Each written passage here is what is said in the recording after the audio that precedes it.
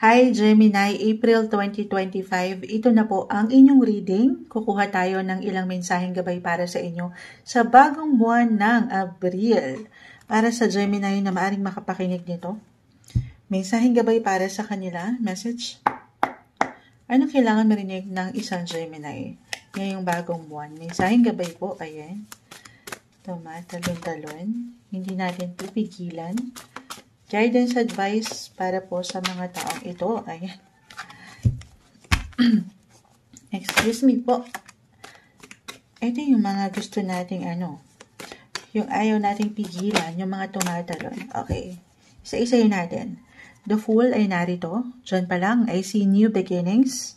Exciting ganap ngayong buwan. The Eight of Wands reverse. The Judgment card. Five of Wands. The Sun is in reverse. The Knight of Pentacles and the Princess of Cups. Okay. New beginnings, yes. At the same time, maaring meron lang ilang kaakibat nito, Wala namang perfect. Wala namang perfect na sitwasyon, posesyon, relasyon, purosyon. Yung ilang kabagalan, ilang delays. Maaring hindi lang ganon kaganda yung flow sa lahat ng pagkakataon. Kasi nga po, wala namang perfect. Okay? So, yung pinaka, dito, unang-una na dyan, ay kalma. O kalma. Huwag mainip, huwag magmadali. The Fool ay narito. Diba kapag mayroong something bago sa buhay natin, halo-halo yung emosyon. Andyan yung excitements, andyan yung worry, yung ilang pakiramdam na masaya ka. At the same time, nakakakaba.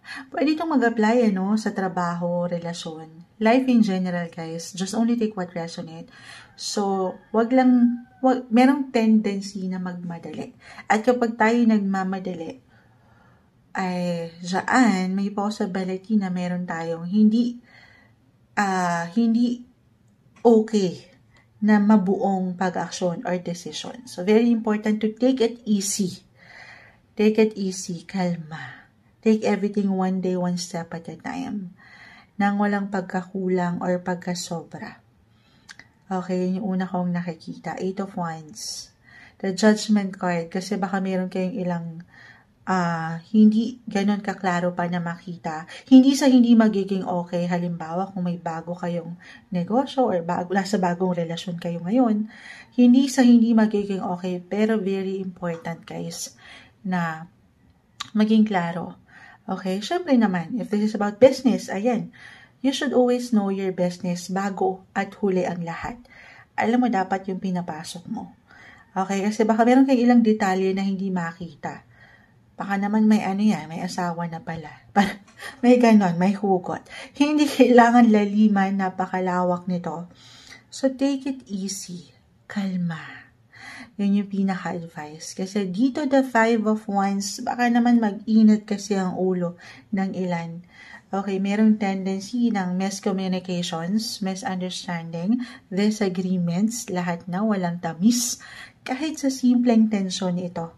Yes po. So, ayaw nating mapapangibabawan tayo niyan. Or mapapangunahan ng ilang imbalances, especially emotionally. Okay. The Sun, the Knight of Pentacles, both are in reverse. So, yung energy, yes, Moonchild, ginagawa ko yung lahat para ako'y makausad, pumunta doon sa aking nais na goal o resulta na makita, pero parang walang enerhiya. Okay? Sabi ko nga, Mars right now, guys, the planet of energy, action, is currently in retrograde. Astrologically, the Sun, mairelate lang natin. Ay, bakit sumasama to? Tingnan na, umurong, the Four of Swords. Sige, isama natin. Isama natin. Nahila Andito kasi yung deck. Nahila ng aking kamay. The Sun reverse, the Four of Swords. Hindi po isang medical advisor ang Moonchild. Gemini, pasok na natin. Na-mention kasi it could be physically, mentally, emotionally, or financially. Life in general na to. Just only take what resonate. May pagka-low-key. Parang ang baba ng energy. Okay. Pahinga lang din pag may time. Pahinga, kung kinakailangan recharge your batteries, gawin yun. Hindi sa lahat ng pagkakataon, low-key. The sun, kahit pa yan ay in reverse, the sun is still the sun. Naipapahinga yan. Kailangan lang ma-recharge ang baterya. Oo. Si Haring Araw pa rin yan. Okay, or kung aking i-apply, ano? Okay. Sabi ko nga, kung merong ilang kabagalan kayong maramdaman, meron niyang dahilan. Baka meron nang nakasilay sa inyo. Gemini, tahimik na napupuna, hindi nyo pa man yan ma-realize yung bawat galaw, yung bawat ipinaglalaban nyo, iniiwanan nyo ng enerhiya sa buhay paggawa. Yung efforts na yan, maaaring, halimbawa, it could be someone na katataas, your boss, a client, makikitaan kayo, ay sandali. Okay to ang galing nito. Kahit hindi madala yung sitwasyon or parang under stress ang lahat, na-handle mo ng matiwasay. Opo. Makatahimik na itong nakasilay sa'yo. Hindi mo pa man yan ma-realize ngayon. Kasi nagkakaroon nga ng ilang delays. Hindi mo makita yung magandang progress, pero umaandar ka. Patungo ka doon. Unti-unti man, slowly but surely, sabi nga, yung opportunity ay long-term sa aking nakikita. Meron kang magigain na benefits. Meron. Lalo, patuloy mong paangatin yung enerhiya na yan. Kahit unti-unti lang. Kasi tao lang tayo, napapagod din. Don't be too hard naman sa yung sarili din. Okay? At sa akin nakikita dito, kung maipapahinga mo yan, paano mo nga naman patuloy na maggagampanan yung ilang sitwasyon na ito kung ikaw ay pagod na. Minsan hindi natin napapakiramdaman ng sarili, guys, sa part na ito. Tanging kayo po ang higit na makapagsasabi. Listen to your body. Okay? Kasi kapag well-rested ka, pahingaan dyan yung energy, dyan ka mas, alam mo yun, mangibabaw yung strength sa'yo, yung power, yung endurance, ayan, na mas mailaban. Yung dapat mailaban. So, balance is the key. Yes po. Nang walang pagkakulang or pagkasobra. Ayan yung una kong napupuna rin dito sa inyong cards. Iwas sa ilang tensyon. Minsan wala tayong higit na kalaban kundi ang ating mga sarili, isipan, Gemini. Alisan yung ilang parang duda na ito sa inyong kakayanan. Okay? Dahil meron tayong nakikita. Ito yung ilang laban tahimik na laban marahil ito sa inyong buhay na tanging kayo lang ang nakakaalam. Ito yung mga nalalagpasan nyo. So maybe i-recognize nyo rin yung mga laban na nakakaya nyo. Deserve nyo yan. At iba-iba tayo ng paraan kung paano nyo i-recognize yan. Sa pagpapahinga, marahil, unang-una na. Deserve nyo ang pahinga. Okay. Okay. Other messages. Ito, i-add natin to. Meron bang travel ang ilan sa inyo? It doesn't matter, long distance, short trips lang ito, or kahit over the net, bilang yun yung pinaka-normal natin ngayon. May ilang connection, reconnection. Princess of Cups.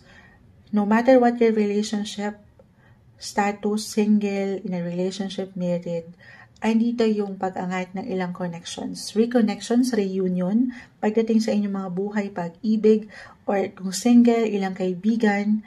Ayan, parang may ilang exciting ganap dito.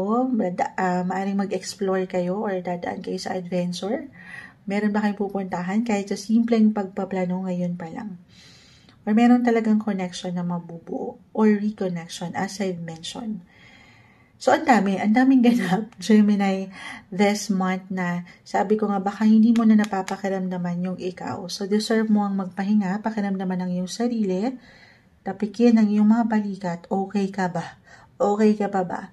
Kasi sa ilang pinaglalaban mo, yes po yan ay meron akong nakikitang opportunity, especially career opportunity. Hindi kayo mawawalan. Okay? Pero wag mo rin kakalimutan marahil itong ilang agenda na umaangat sa ilang tao sa inyong paligid. Kasi baka merong nangangailangan or mangailangan sa inyo. Could be, sabi ko nga, ayan, your loved ones or ilang taong malapit sa iyong puso. Okay? patuloy na pagtitiwala sa ilang bagong simula. Ito yung umaangat. Stay positive. This month of April 2025, Gemini.